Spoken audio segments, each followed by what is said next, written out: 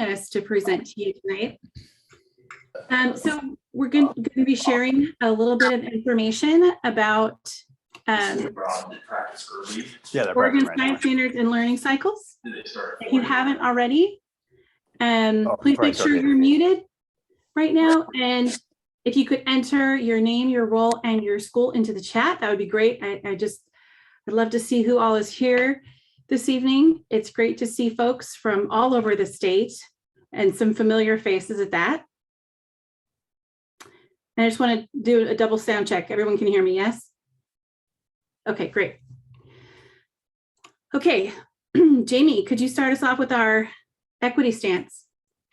Absolutely. Thanks, Noelle. So again, thank you all so much for being here. We know you are persevering times in your career that you never thought you would experience. So it's really an honor to be sitting with you this evening. So on the screen, you see our ODE equity stance. And one of the things that we just like to call out, I think it's important to ensure when we start using words, we have definitions on how we explain what those words are. So for the Oregon Department of Education, we have an equity stance, our educational equity stance, that's up on the screen, and it really drives the foundation of what all of our work is grounded in. So educational equity is the equitable implementation of policy, practices, procedures, and legislation that translates into resource allocation, education rigor, and opportunities for historically and currently marginalized youth, students, and families, including civil rights protected classes. This means the restructuring and dismantling of systems and institutions that create the dichotomy of beneficiaries and the oppressed and marginalized. I promise we will not read all of the screens to you this evening, but I do feel like this one was an important one to make sure that we all have the same understanding as we go through. So I will hand it back over to you, Noelle. Thanks. Thank you, Jamie. Before we jump in, I just want to share that we're going to begin this evening by talking about assessment. So we'll talk a little bit about our state philosophy on assessment, and then we're going to jump into some interim pieces that I want to share with you. So our state agency, our philosophy is that we should be using the right assessment for the right purpose. And we think a lot of the discomfort we have in areas of assessment are when we are trying to use the incorrect assessment for the purpose that we need it for. So we're just going to look at this diagram for a minute. And what we see here, we see moving from left to right, where the student is engaging in formative assessment practices in the classroom with their peers and their teacher. And this is minute by minute, this is daily, this is weekly. So we're engaging in this process. And then occasionally we have a unit assessment or a quarterly assessment that is more of the benchmark, it's an interim. And then annually we have a statewide standardized summative assessment. Notice how the number of standards, like if the oval represents the number of standards covered in an assessment, we see that the oval starts really small in that minute by minute. Maybe we're not even looking at an entire standard. We're just looking at facets of student understanding what they already know, and then build upon that through the formative assessment practices. And then as we move forward in time, we're getting to those unit and quarterly where we have more standards within each assessment, and then annually we have a greater spread of standards over a large group of students. We also see at the top, we see there's a little microscope, and we see a pair of binoculars, and we see a telescope. And the microscope really represents the fine grain size that we can look at in the formative assessment process. When we're looking at interim assessments, we're looking a little bit more broadly. We're looking across our entire class or across our entire school or district to see how students are performing as a group and reflecting on our instructional practices in that way. And then annually we give the summative assessment, which is really like looking through a telescope. For one student, they only see a small subset of all the standards, but across a large group of students, we're seeing all the standards. And so it's really best looked at the large group level. So focusing on formative instructional process for a minute, and we see here, there's a balance, right, on this page. And the bigger green box to the left of the balance, the left-hand side, that represents really the focus of your time and energy that should be put into assessment. So we're really spending a lot of time focusing on the formative instructional processes, formative assessment practices. And in the corner there, we see that little clover leaf. And this just is a shorthand way of describing what that formative process is. It's where teachers and students are working together. And you have to have the classroom climate to be able to work together in this way, where we're clarifying our learning goals. The teacher is eliciting evidence from students. We're working peer-to-peer, peer-to-teacher, to get that evidence, interpret it, and then act upon it. And so in that way, students are also self-evaluating too in that process. We can't leave that out.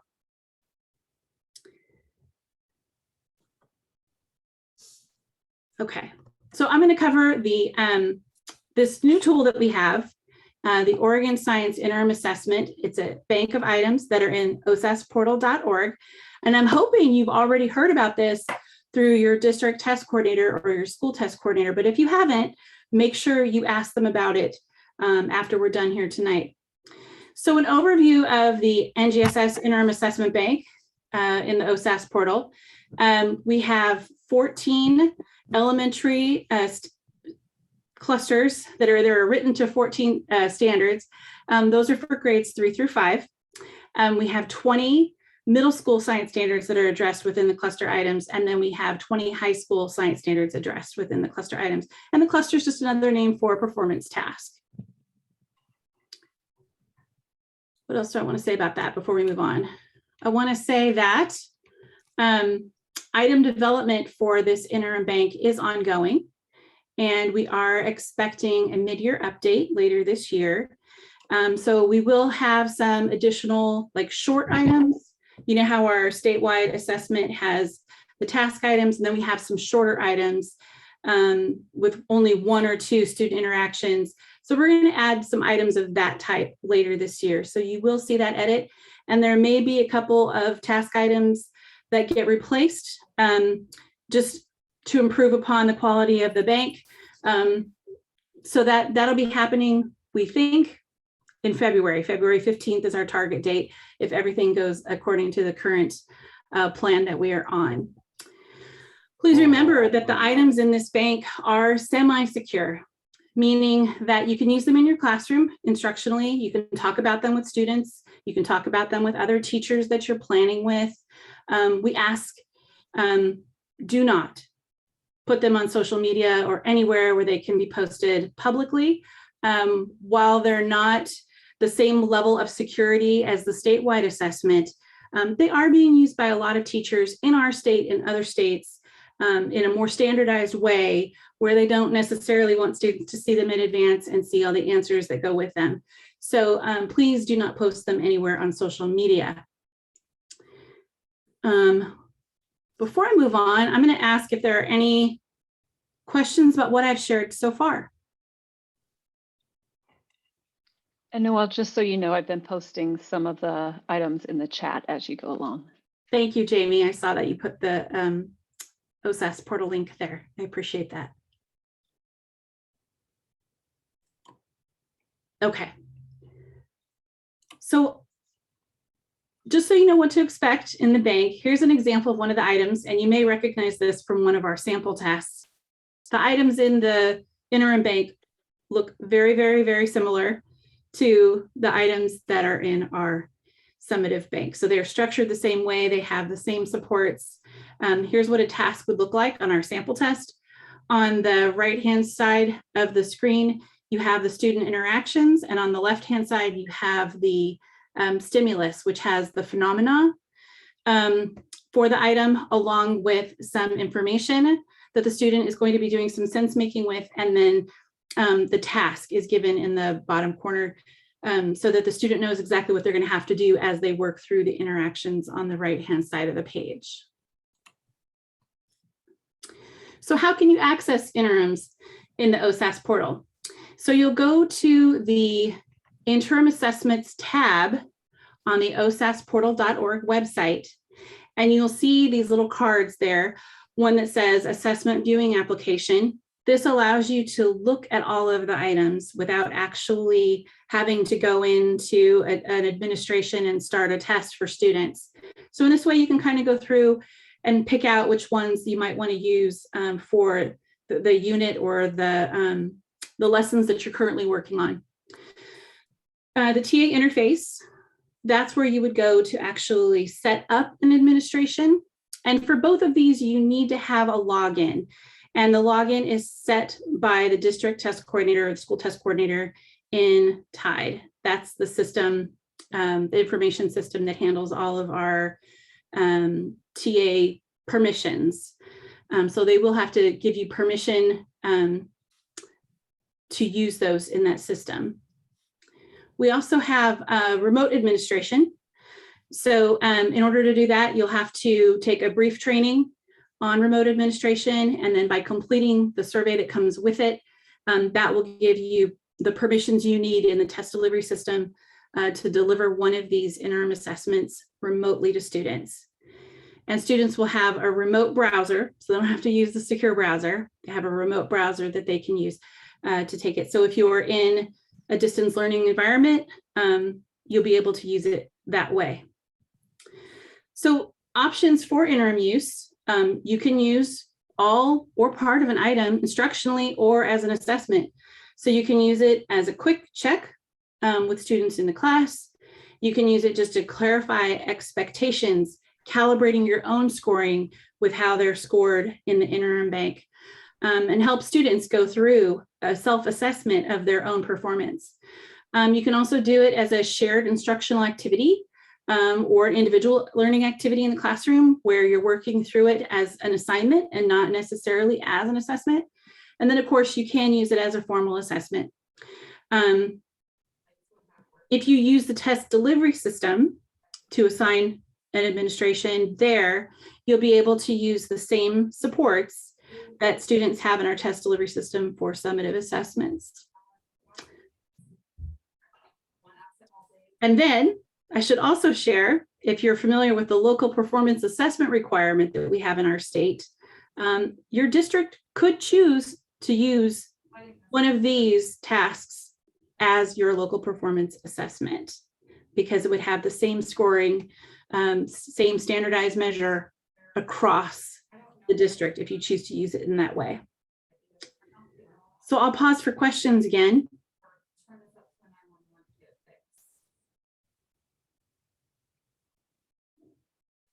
Okay. All right, reporting. So let's say you gave an administration through the test delivery system.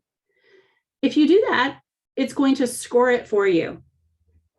So you'll be able to see data such as school average performance. If you group your students, you can see the group performance. So that could be across all the students you have. If you're like a secondary teacher and you have multiple sections of the same, you could look at it that way. You could group them by class.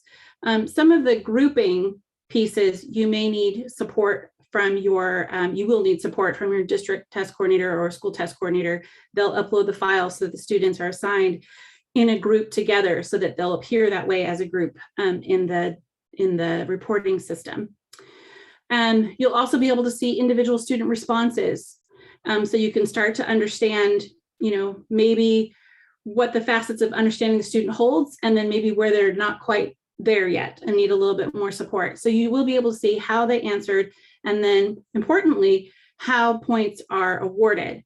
So you'll see what we call scoring assertions, which say, if the student answers this way, they're given so many points. And sometimes that's for full credit for getting it absolutely correct. And then sometimes we get partial credit when process is right, even though the final answer may not be correct. Questions about reporting and where you would find that. It is also on the interim assessment tab in the osasportal.org website. And again, you need to have your username and password to be able to get in there. So now I'm going to share something else we've been working on. And Susan was a part of this work. Susan Holbeck, thank you so much, Portland Public Schools. Sometimes when we don't have all the resources to do something at a large scale, we find opportunities where we have common needs. And so about this time last year, maybe early fall last year, I was talking with Susan Holbeck and Veronica Magallanes at Portland Public Schools. And I described a way I could support them. And they said, here's the need we have.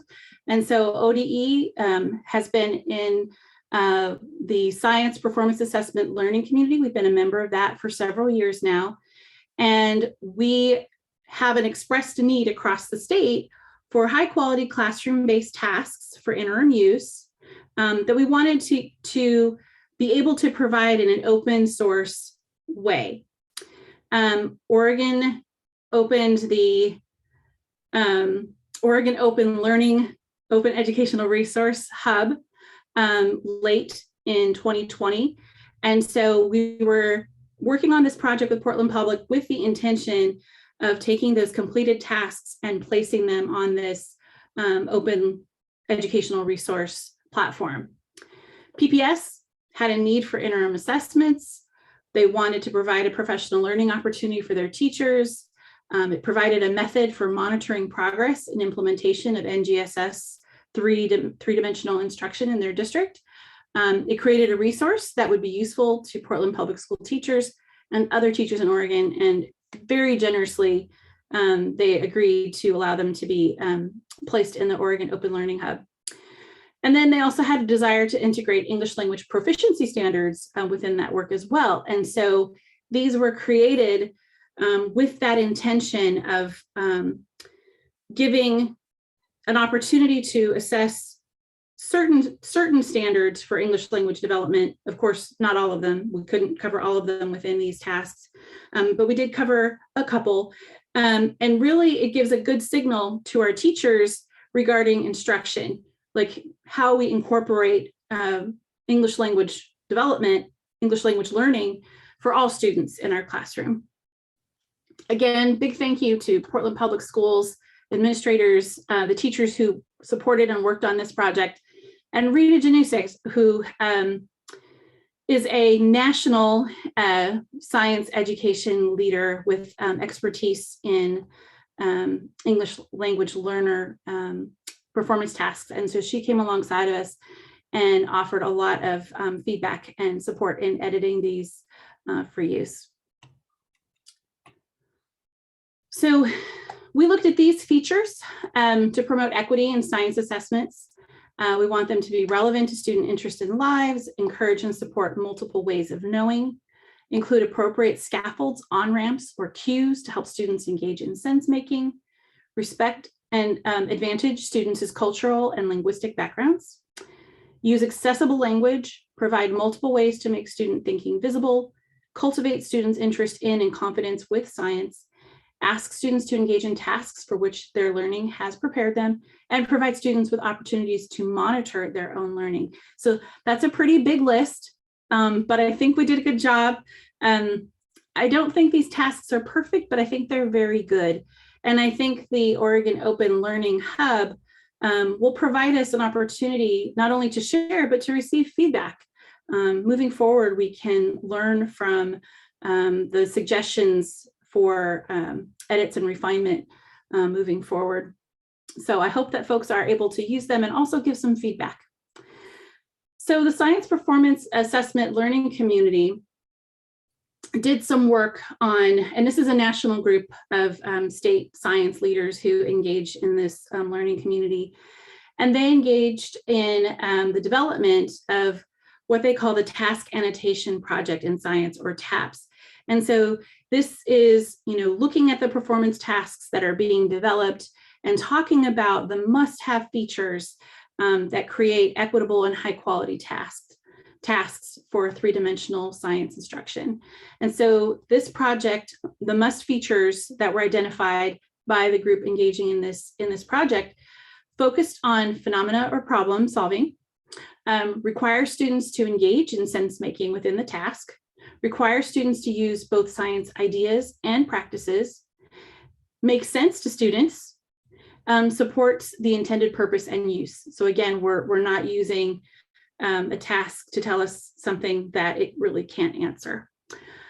So in addition to that, we also came up with some other criteria that we were looking at, but this is just a copy of a quick checklist that the TAPS project produced that teachers can use to identify, just with, you know, a once over of the task, like, will this provide a high quality, equitable assessment for my classroom, or should I just set it aside? Now, this is not the end all be all of analyzing every task. It's just an entry point to, like, does this meet like the minimum that I want it to in order to consider it a high quality task for my use in my classroom? So the first question is there a phenomena or problem driving the task? Can the majority of the task be answered without using information provided by the task scenario? If it is, then there's a red flag, because we're not asking the student to do any real sense making. Can significant portions of the tasks be answered successfully using rote knowledge? If you say yes, then again, there's a red flag. Does the majority of the task require students to use reasoning? No would be the red flag there, and so on. I'm not going to read it all to you, but I think you get the idea. So in addition to that screener, we were looking at these criteria for language to help us decide if the tasks were where we needed them to be linguistically. Are there visuals that support emerging bilinguals making sense of the task? Are there sentence frames to support student responses? Are there word banks with visuals to help with student responses? Are there opportunities to model or draw the response to show conceptual understanding of the task in a nonverbal way? Is the reading complexity appropriate for the grade level? Does the reading provide enough information to complete the task, but not so much that it overwhelms emerging bilinguals? And if a student is asked to complete the task, is there a graphic organizer provided? And is it clear what language is being assessed and how language is being evaluated within the task? So where can you find these wonderful tasks? You can find them in the Oregon Open Learning Hub. The tasks also include a teacher guide section that shows you the parts of the standard that the task addresses. There's a scoring rubric provided, and there's some background information and guidance if it's needed in order to implement the task in the classroom. Thank you, Jamie, for putting that link in the chat. And thank you, Susan, for adding the language screener and the TAPS project. So this is roughly like what one of the tasks starts to look like. Here's one. So it just starts off with a scenario, and then it gets into, much like the performance tasks we have on the interim, the OSAS assessment science interim bank, much like that, it starts with the phenomena. It'll tell the students what the task is, and then it'll have the students work through several interactions. And this particular task that you can find on the Oregon Open Learning Hub covers 4th grade ESS 1-1, as well as 2 English language proficiency standards, 4.5.4 and 4.5.5.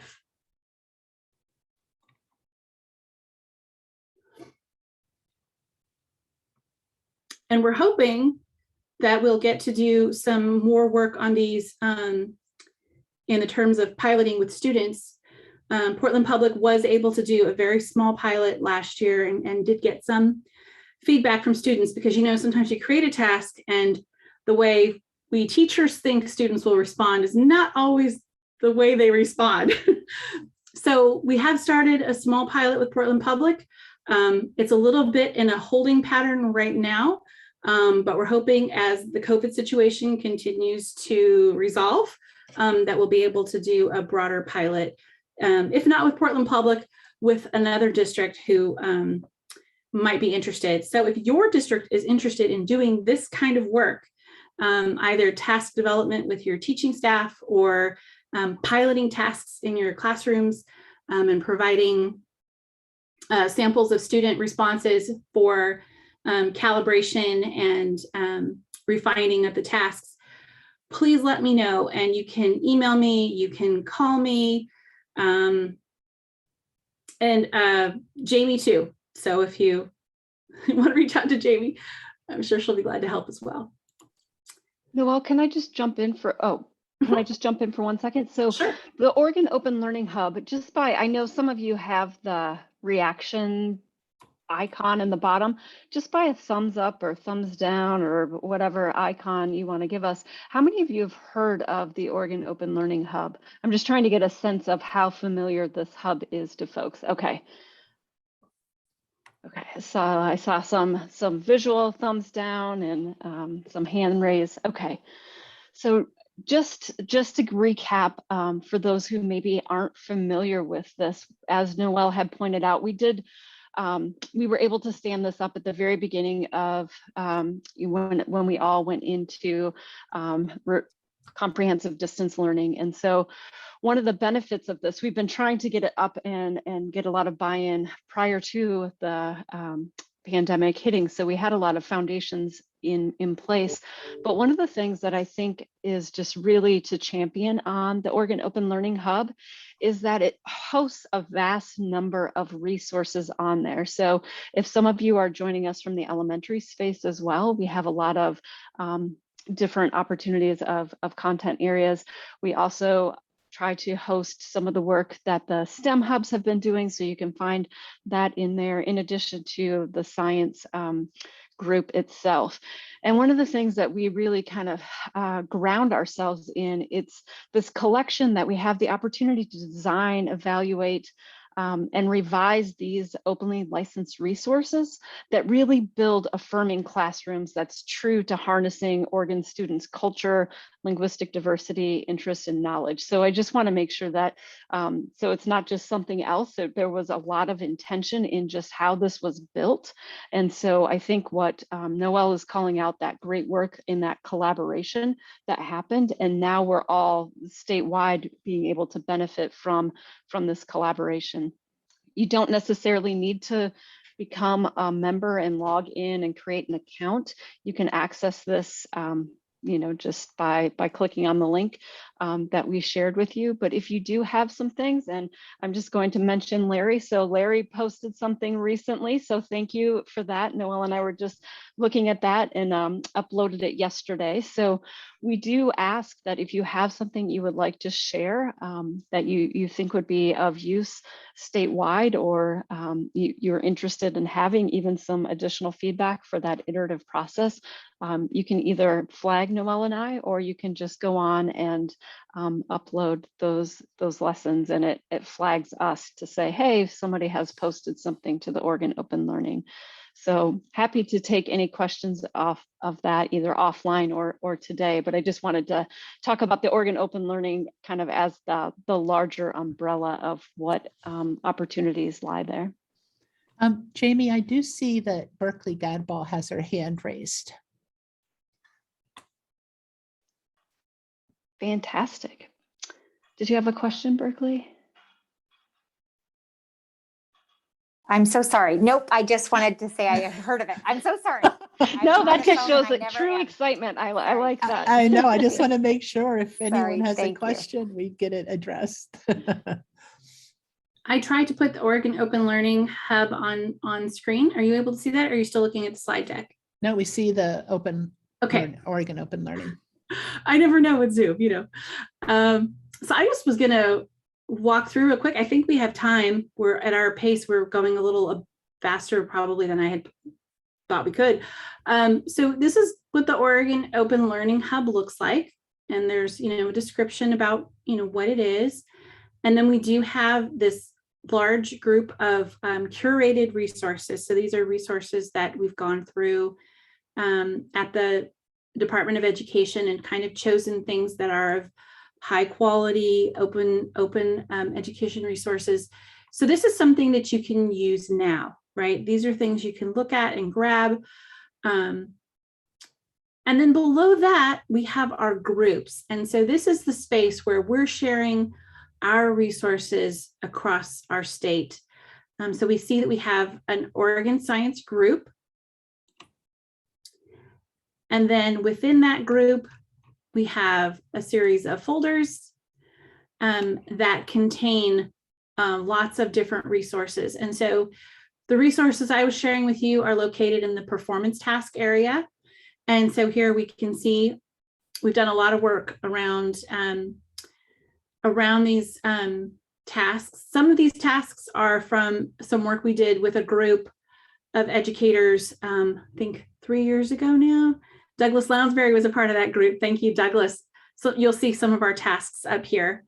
And then a lot of these are from this set are from the work done in collaboration with Portland Public. So you'll be able to just look at the task you want. Here's one that we did with Portland Public. So it shows you the resource. You can either view it or you can save it.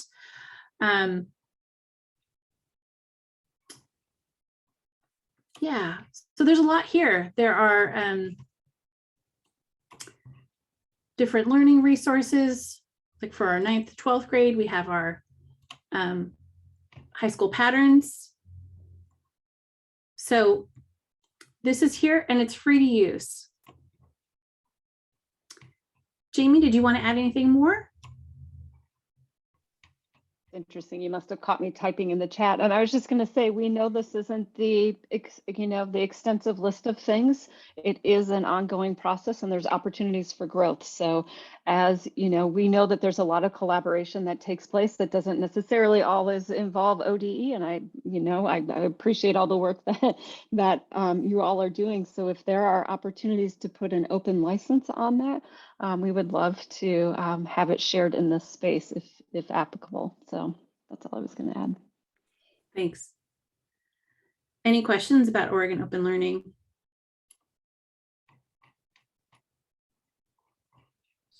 I'm just really grateful that we have a place that we can curate and share resources across our state. And I'm hoping as the word gets out that more and more people will feel confident in wanting to share the great work that they're doing with other teachers. Thanks, Susan. Okay, so I'll go ahead and close this. And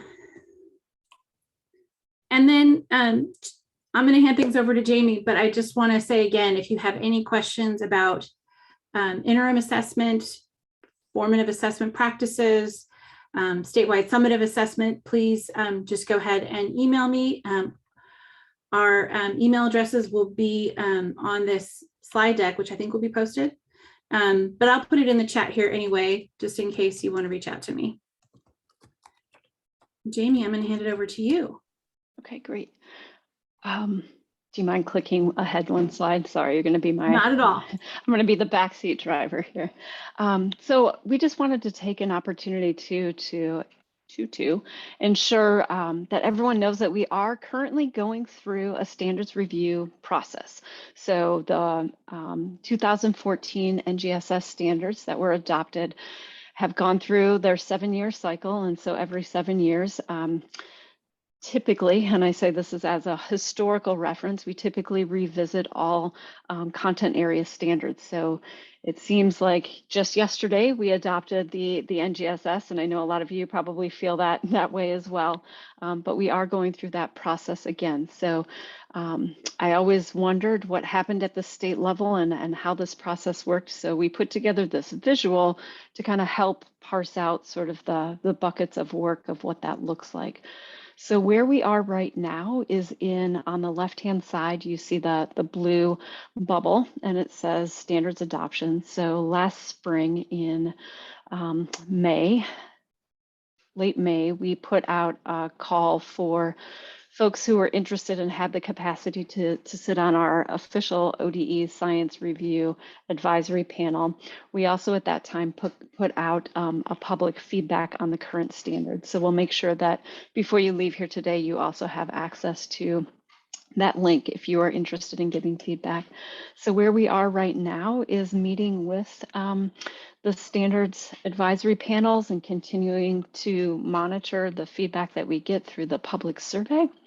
And then what we hope to do in spring of this coming year, the school year, is take it to the state board for adoption. And then from there, we go to developing out instructional material criteria, and then we go through the process of that starting next fall. The state board adopts the criteria, and then we go through our formal instructional materials review. And you can see at the bottom, there's that timeline. It was always just a little bit of a mystery on how things played out once we adopted standards, then how it impacted instructional materials, and then how it impacted the assessments. So we will ensure that you have this slide deck so you can take a closer look at some of those pieces with that. So we, most of us at this point are familiar. So on the left-hand side, we know the framework for K-12 science education came out. That was a compilation of a 20-year study that came out on what students should know and be able to do by the end of their K-12 science or K-12 experience. So that was the framework. And then from the framework, 26 states were brought together to take a look at the framework and really think through how we wanted to organize the suggestions in the framework. And so Oregon was one of the leaders of those 26 states. And then those standards were written and reviewed. I think there were over 40,000 different official reviewers, not in addition to the public review that happened, where we landed on the next generation science standards. So this is where we currently are. This is our current landscape in Oregon. And then thinking through where we might be headed. So if you could flip the next slide for me. So recently, the National Academies came out with a call to action for science education. Some of you may be familiar, and again, we'll make sure that you have I know you can't click on these links right now in the PowerPoint, but we'll make sure you have it. There's some call to action that come in at the federal level, the state level, district level, and then the advocacy work and call to action from classroom educators and administrators. And so that call to action, what I appreciate about it is the document itself is a little lengthy, but they've also broken it down into smaller, tangible components that it makes it to be a very quick read. They also have a website that lays it out quite nicely. The other piece that's coming up that's sort of running parallel to our process is the National Academies is running a taking stock of the standards implementation. They moved this to a virtual platform. So October 14th and 15th were the first two of these virtual conferences, the summit, and just to listen and think through all the different components of successes and challenges that those of us who have adopted either NGSS or components of the framework are facing. So I think currently to date, there are 44 states in the District of Columbia that have either adopted NGSS and components of the framework as is, or have made some adjustments to that, but is the foundation of their particular standards. So the conversation that had taken place in October is continuing on December 8th, and they will be doing smaller breakout rooms. I know a lot of folks are in classrooms, so they don't have access to this, but these are all being recorded. So if you're interested in catching up on what's already been recorded or what's going to be coming up on December 8th, you can utilize that link there. Jamie, there's a question for you. I don't know if you in the chat. Okay, let me find my chat. Hold on. Sometimes when I pull up my screen here. Okay. And I can read it out loud as well. Yeah, that'd be, okay, there we go. The question is about, like, are you imagining that the review of the standards will result in minor changes to the Oregon standards NGSS, and just wondering about the, kind of a concern that NGSS is just rolling out in many places in Oregon. And what do we do if it changes significantly? So I guess that's the What I kind of- will, yeah, oh, sorry, there. Oh, no, that's it. Okay, yeah, so what I will say is if you have some feedback, by all means, provide it. If you have those concerns, we have received feedback from across the state. We also have the advisory panel. So more than likely, whatever your thoughts are about the standards, you are likely not alone in that. I don't foresee, from what we're seeing right now, a large drift. I think the word drift was used too far from NGSS. So if you have some pieces that you feel should be held as is, by all means, provide your feedback. I would going to be a little cautious just because the advisory panel, I mean, I know some of the folks are on the call right now who are part of that advisory panel process. And so really those conversations are within that particular group, and we're looking at all the feedback. So I would hate to overshare something that doesn't actually come to fruition. But if there are concerns that you're holding, we would love to hear what those are, utilizing the feedback form. Noel, could you place that in the chat if you haven't already? Some of the pieces that have come up that aren't necessarily standards related are a lot of the concerns around elementary spaces and what's the implementation in just having science in our K-5 spaces. So it's some of the feedback that comes in doesn't necessarily land as shifts or changes to the NGSS, but it's more on some of those ways that we can be really thoughtful and mindful on how we create high quality instruction specifically for our K-5 space. Did that, I don't know who, Portland Metro STEM partner. So I don't know if Kristen. Kristen I Harrison. don't know if I answered that. That's helpful. Thank you, Jamie. And there's something about publishers. That's where I was getting stuck. And Oregon publishers don't have the bind. Yeah. And this is where, when we start thinking about publishers, how do we really utilize, I know one of the things we're pushing, how do we really utilize that open education resource space? Thank you to the Portland Metro STEM partnership and all the work and foundation that was set through. I know, Susan, your work with the patterns work as well. Yeah, it seems like Rick had the same question. So there's the input form. And I think Jeff had his hand up, Jeff Gailey. Okay, Jeff. Hi, everyone. My name is Jeff. I am the Science and Health Coordinator with David Douglas School, and I am the biggest shill of the NGSS standards that you are ever going to find. Anyway, but this is what I wanted to say and comment to one of my colleagues who spoke before about there being big shifts. I just got a hold of this book. It was written by NSTA as kind of a guiding document to the frameworks in 2013. One of the really cool things about this is that it has this whole section that it's NGSS frequently stated concerns. It's yes, but appendix. And one of the pieces that it had specifically in there was some verbiage about yes, but NGSS is just another education fad. Yes, but we're going to have new standards. And there is constantly improvement and revision. Like, that's what we do. That's our method as scientists, right? So we do want to continue getting better. But the points that it put down were actually really cool and with some perspective that I hadn't had before. The first generation of science standards was released in 1996. And if we actually went back to the manuscripts of those original standards as national standards, those are the roots that the next generation grew up to be. So we're in this process of roots and shoots and leaves, and hopefully the ultimate fruit of that is good learning for our kids. But yeah, there are some spots to tweak. To the feedback form, I have opinions about middle school physics, because the earth science says that you can talk about distance and mass in relation to gravitational field, but the physical science says you can only talk about mass and not distance. And I think that's a spot where we could, sharpen it up a little bit.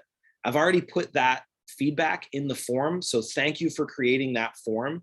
It's just an opportunity for us to get better and do it a little bit stronger. Because yeah, I hope we don't have to buy all new books and join a new team in 2 years. I hope that's not the vision, right? But that process of improvement and making it better, and all that stuff. So yeah, like I said, I am a corporate shill for next generation science standards. But there are some tools at hand that can help with some of those yes, but types of questions that I have too, But yeah, I can put a link to this book. Really good NSTA press. And I think you can even buy it from the OSTA web store. Weird. Thanks, Great, Jeff. thanks. Yeah. So if there's other questions about that or thoughts, I'm happy to take those as well.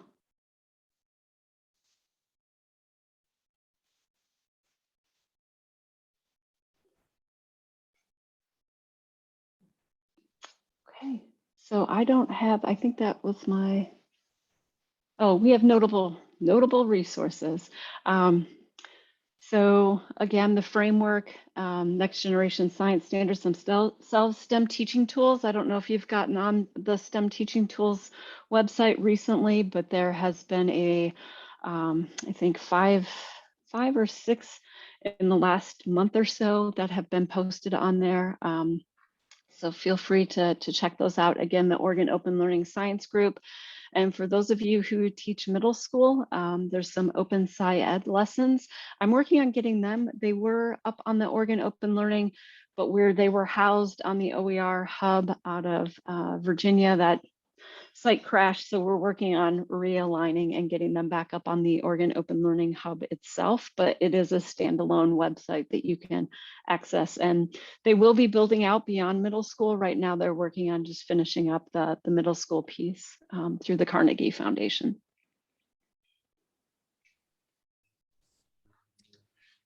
Well, I want to thank you, Jamie and Noelle, for being here. And I see you've got your contact information, but it's really awesome that you're making yourself available to our OSTA members and our Oregon community here. And I think I even saw somebody here from Idaho, so welcome.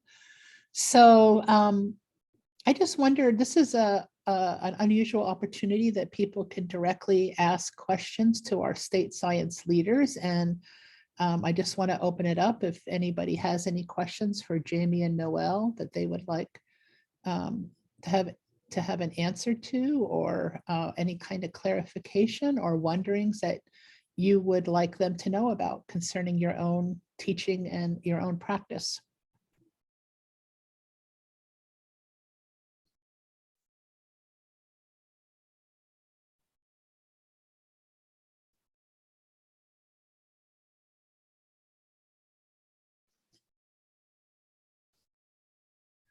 I'm going to provide a good wait time.